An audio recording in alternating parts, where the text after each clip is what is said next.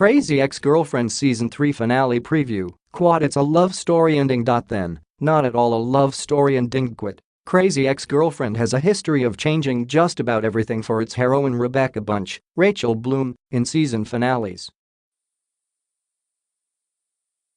The Friday, February 16th Season 3 finale of Crazy Ex-Girlfriend is no different. In Nathaniel Is Irrelevant, Rebecca is put in a situation she's never faced before, and this time she is more aware of her behavior and consequences of it all than she's ever been before.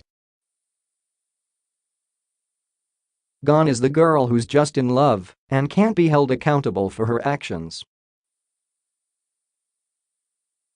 The finale was really a joy to work on because it felt culminative, and we felt all these strands coming together, and we got to do big group scenes where everyone was together.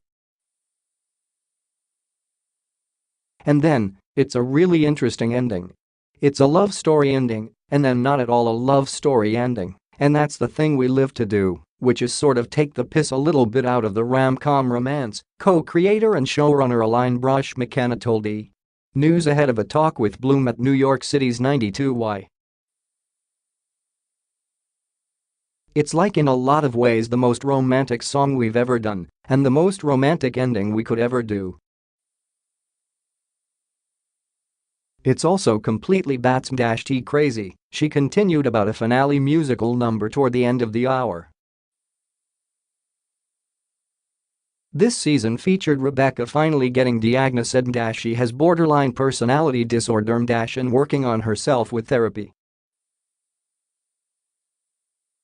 I think the biggest challenge after that diagnosis was that she had an expectation, and maybe the audience had an expectation, that once she had that, it was going to be a sort of cure that would change her behavior.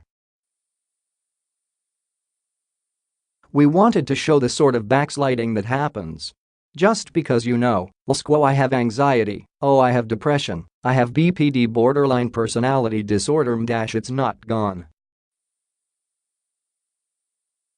You're just aware, Brosh McKenna said.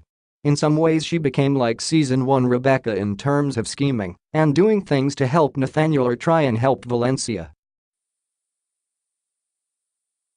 It was almost like she was going through those same capers, but now with the knowledge of what she was doing, and Rachel was always great about. There was scene where she snapped at Dr. Akopian, and there was not a line in the script and Rachel improvised a line where she was like, lsquo I'm sorry, I was feeling cornered and provoked. Season 1 or season 2 Rebecca would have just snapped at Dr. Akopian, but post-diagnosis she's somebody who is very aware, Brosh McKenna continued.